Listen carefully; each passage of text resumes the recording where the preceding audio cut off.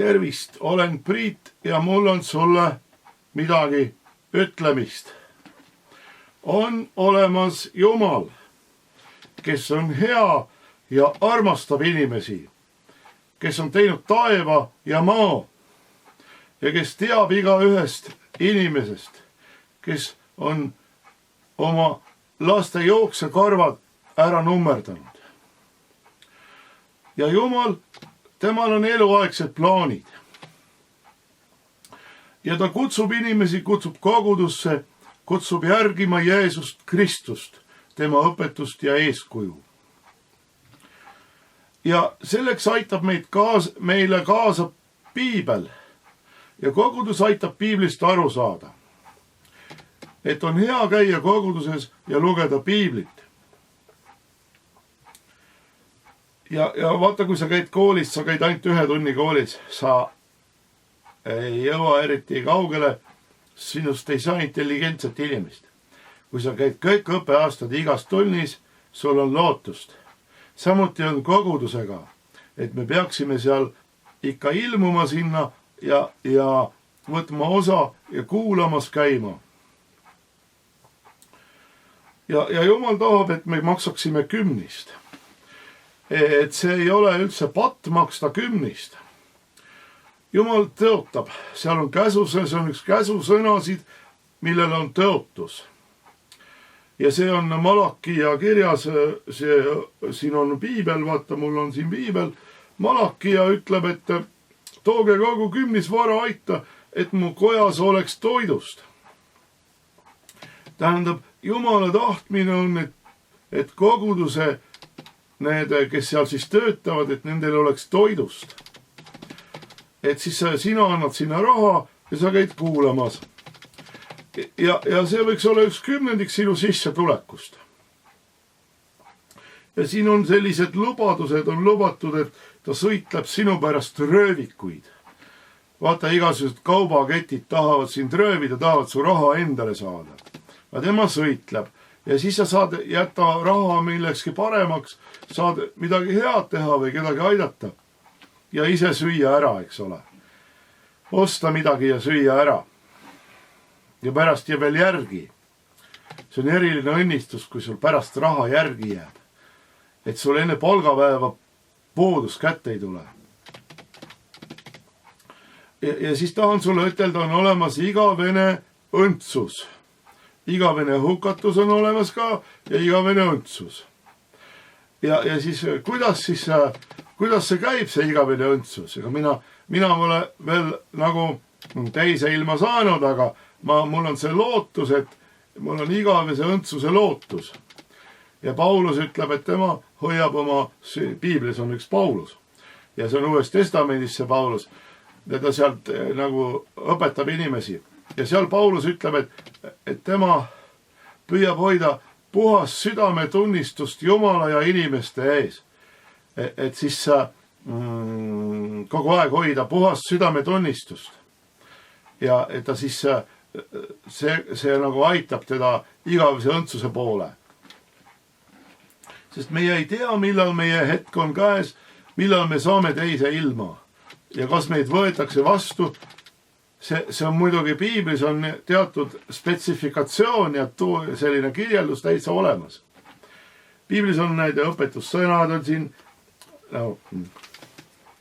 õpetussõnad, loed õpetussõnu iga hommik üks peatükk, loed 6 aega järjest, iga kuu loed üks peatükk ja sa võid vaheldumisi lugeda, sa ei pea järjest lugema. See on selline asi, vaata, kui sulle miski nagu saab elavaks või kui sulle miski avaldub sulle, sa võid mõtiskleda selle salmi üle. Ja siis see nagu, seda nimetatakse nagu tunnetuseks. Ja kuidas siis üldse, kuidas ma hakkan Jumalat tundma järsku? Ma vaatan mingit videot ja kas ma siis hakkan Jumalat tundma? Vaata, see on niimoodi, kui sina hüüad Jeesuse nime appi, siis sind päästetakse.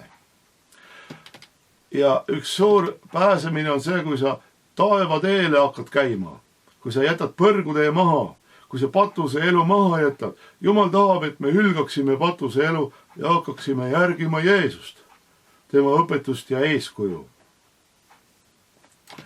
Ja siis on niimoodi ka, et kui sina usud, et Jeesus on surnust üles äratatud ja oma suuga tunnistad, et Jeesus on minu isand, minu issand, siis sind päästetakse. Et ei ole vahet, kas sa oled mingist rahvusest või teisest rahvusest. See kehtib kõikidele.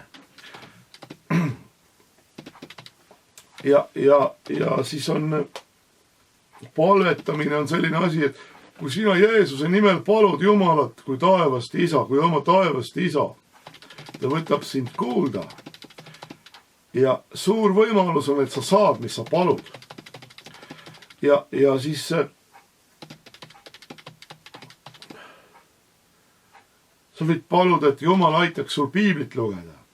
Et piiblit oleks hea lugeda ja saaks aru. Siis sa võid paluda, et sul raha jätkuks ja raha otsa ei lõpeks. Siis sa võid paluda andeks oma patud. Kui sinu patud on andeks antud, siis on sul vaba ligipääs Jumala nagu Jumala kuidagi sellist nagu, et sul on Jumalaga tegemist teha, siis sa saad kergesti temaga tegemist teha, kui sinu patud on andeks antud. Tavaliselt inimesed teavad, mis patud neil on ja siis tunnistad Jumala ees ära, et näe, ma tegin seda, anna mulle andeks. Ja kui on siis suuremad patud, siis mine kuhugi kogudusse ja kirikuõpetajale räägi ära kõik, mis sa tegid ja ütle, et ma nüüd tunnistan, näed, nii on kirjutatud, pühakirjas on niimoodi kirjutatud. Kui me oma patud tunnistame, on tema ustav ja õige, ta annab meile andeks.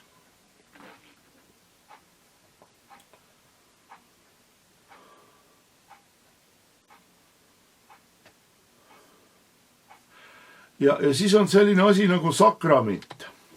Üks selline sakrament on, et haigete peale nad panevad käed ja need saavad terveks. Tähendab, keegi on haige ja tuleb üks usklik ja paneb oma käed selle haige peale ja see haige saab terveks. Kas usklik tegi? Jah, ta midagi tegi, ta pani oma käed selle haige peale. Aga Jumal varjab ennast. Ja näed, öeldakse, Jumal tegi terveks. No kus see Jumal siis on? Tervis on tulnud, järelikult on kõik hästi, eks ole.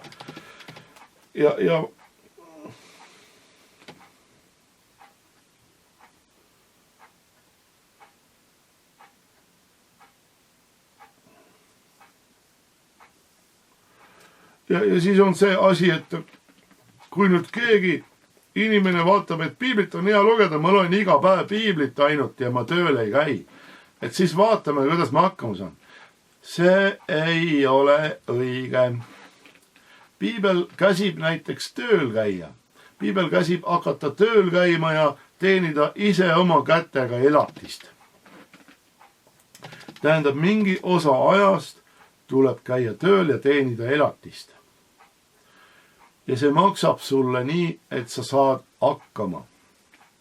Siin riigis näiteks on seadused nõuavad, et sa alla miinimumi keegi sulle ei maksakski üldse. Ja see on väga suur raha juba see miinimum. Et selles mõttes riik on väga soosiv nende suhtes, kes tööl hakkavad käima.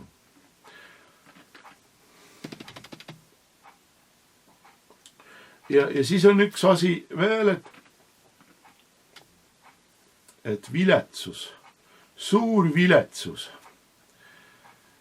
Et osad inimesed on tulnud suurest viletsusest, see on Ilmutuse raamatus, et osad inimesed on tulnud suurest viletsusest ja siis nad ei ole võtnud oma otsa esise peale ega oma parema käe laba peale metsalise märki.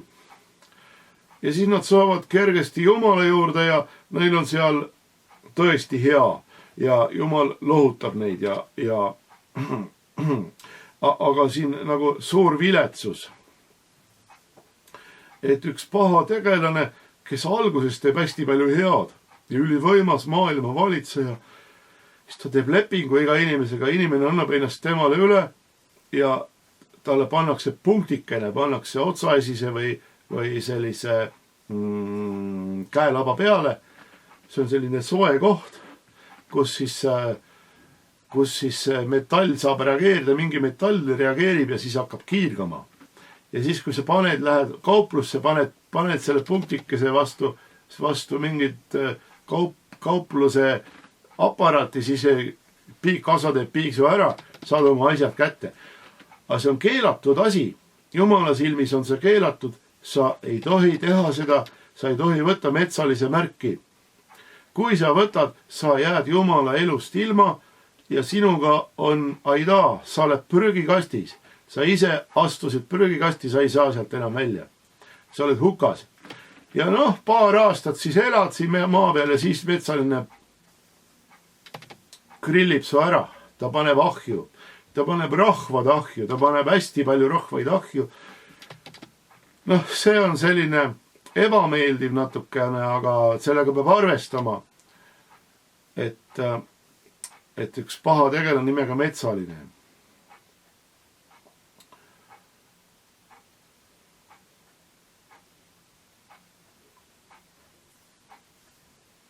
Ja kui sa tahad Jumalaga hakata nagu seda usklikult elu hakata, siis palu, et Jeesus tuleks sinu südamesse. Palu, et Jumal annaks sulle püha vaimu. Palu, et Jumal annaks supatud sulle andeks, kõik supatud. Ja palu seda lihtsalt nii, et anna mulle andeks.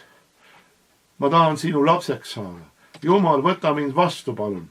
Tee palun, et Jeesus minu südames elab. Ma hakkan sulle jüngriks, ma hakkan sinu õpilaseks. Ma jätan maha patuse elu, ma hakkan kristlaseks. Ja niimoodi palud. Ja vaata, Jumalal on agentuur, tal on inglid üle maailma, kõik kohad on Jumala ingleid täis. Nad peidavad ennast, nad ei näita ennast. Aga sinu palve kuuldakse ära. Ja kui sa õigesti palud, miks sa ei peaks saama, mis sa palud, eks ole? Ja vaata, üks asi on, mis on takistuseks. Kui sul on naine ja sa kohtled teda halvasti, siis on see sinu palvetele takistuseks. Osadel inimestel on see probleem, et neil on naine ja nad kohtlevad seda halvasti. Et Jumal nagu hoolitseb hoolitseb naiste eest, et neid ei koheldaks halvasti. Kui sul on kristlik abielu ja sul on naine, Jumal tahab, et sa kohtleksid teda hästi, et sa karm ei oleks tema vastu.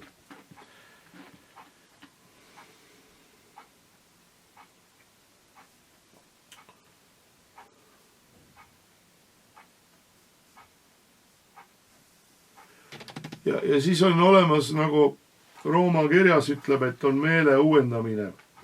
Et me loeksime lihtsalt, vaata, see on nagu leping või leping, jah, et loed seda nagu lepingut, et Jumal peab nii tegema, mina pean nii tegema. Ja siis kokku tuleb üks hea asi. Aga kui ma hakkan pattu tegema, siis Jumal karistab, siis tuleb üks halb asi.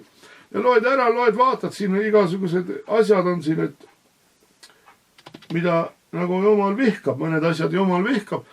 Ja Piiblis on isegi niimoodi öeldud, et mis inimeste seas on kõrgest hinnast, seda Jumal vihkab. Ja mis Jumal kiidab, seda inimkond põlgab. Sellepärast see raamat, see piibliraamat on tähtis lugemise asi, et seal on need Jumala väärtushinnangud.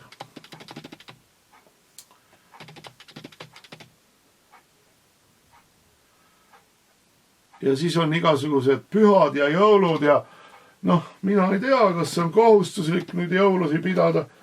Piiblis ei ole sellist kohustust jõulusi pidada. Või et jõulud peavad valged olema. Või ma ei tea, Piibel ei käsi, et jõulud peavad valged olema. Et sa võid jõulud pidamata ka jätta. Aga siis saavad su ligimised sinu peale pahaseks. Ligimised tahavad kingitusi saada. Sa parem kingi midagi neile.